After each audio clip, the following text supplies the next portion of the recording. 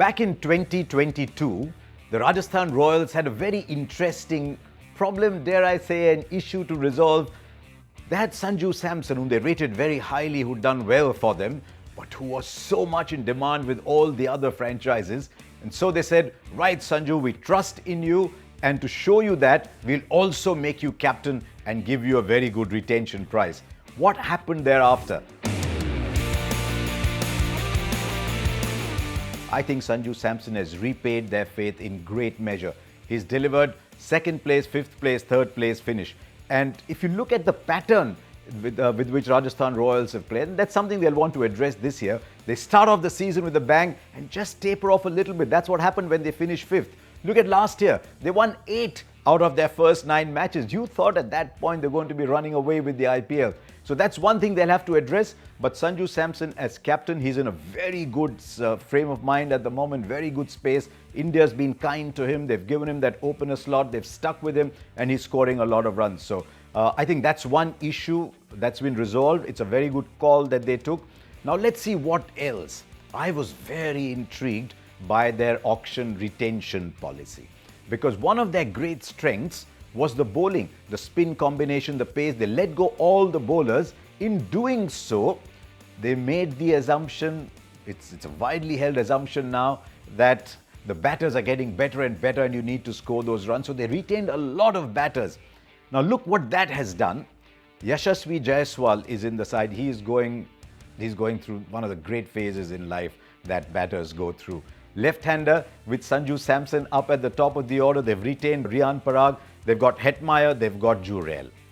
And then they had Sandeep Sharma in that peculiar Dhoni rule where if you've not played for 5 years, you become an uncapped player. So they were able to retain Sandeep Sharma, who's never in the limelight. But at the end of the season, you look at his numbers and say, oops, he's had a very good season. So that was their retention. The big one was no Buttler. And I think that's going to be a shadow over this Rajasthan Royals side, because you might say Buttler's getting on. He's about, 34 years old now.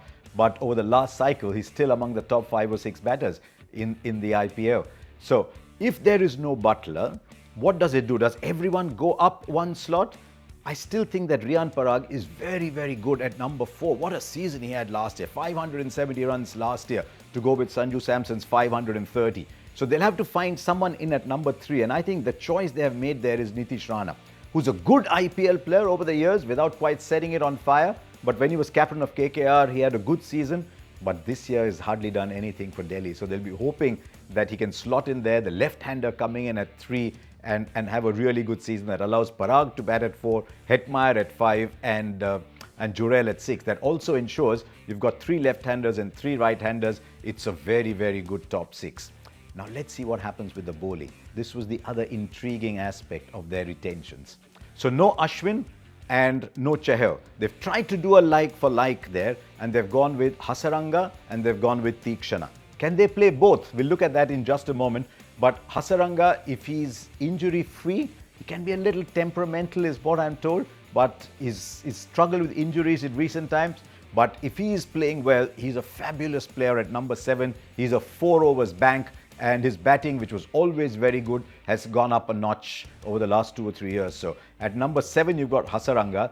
Then they've gone and invested big in Jofra Archer. Now, Jofra Archer was very good for them when he was bowling at his peak. Then the injuries started. He can be a slightly temperamental character. If Archer's going well, then you've got the overs at the top, you've got the overs at the bottom. He can be a game changer. So a lot will depend on Archer's fitness, on Archer's temperament, because, as I said, he could be an absolutely key player for them.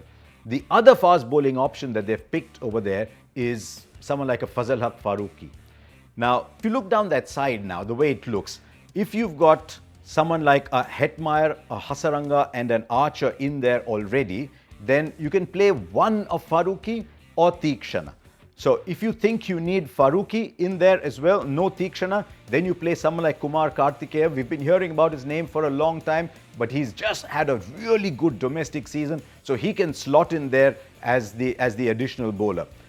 Alternately, if you say, no, I still need that spinner because you don't know what the surfaces in Jaipur are going to be like, then you play Tikshana. but they've got a very good Indian fast bowling core there. Along with Sandeep Sharma, they've got Tushar Deshpande, who did so well for CSK, and Akash Madhwal, who had this breakthrough season with Mumbai, then struggled a little bit in 24, but he's still very good at the back end and good company for Jofra Archer to bowl at the back end. So they've got those options covered. If everyone is fit and firing, it's a good side. There's a couple of things about this though. You see what happens after 6.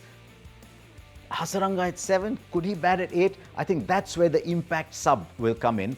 And that is where someone like a Shubham Dubey comes in. I've just been looking at his numbers in domestic cricket, and after a few middling years, early on, over the last couple of years, he's just taken off. He's perfect, I think, to come in and play that impact sub-batter's role. Now, what about the bowling then? If you look down that side again, you're pretty well stocked with Hasaranga, Archer, 2 of the Indian fast bowlers, and maybe Karthikeya, maybe Farooqi, maybe Tikshana. You want a backup bowler. If your impact sub is a batter, you can go back to Riyan Parag, who's bowling really developed last year. Or you can use a couple of overs from Nitish Rana. So you've got that option. You've got a 6th and a 7th bowling option. So this is looking very good. It's a very powerful batting lineup. But if the bowlers deliver, especially Hasaranga and Archer, the other thing they will have to do is ensure they're winning games in Jaipur. When they were having their best years, they used to win a lot of matches in Jaipur. But what kind of surface are you going to have? There was a time when Jaipur used to be slow and low. They've got the bowling for that. There was also a time when it was a beautiful surface. Good true bounce, so good for everybody. If they get that kind of surface, then they've got, with Archer and Farooqi and the Indian fast bowlers, they've got an option. But I look at that Rajasthan Royals side, I see a big Buttler-sized hole in there. But I also think that if those top 3 Indian batters start to fire, the batting will look after itself. For Rajasthan Royals to do well, it's down to their bowlers.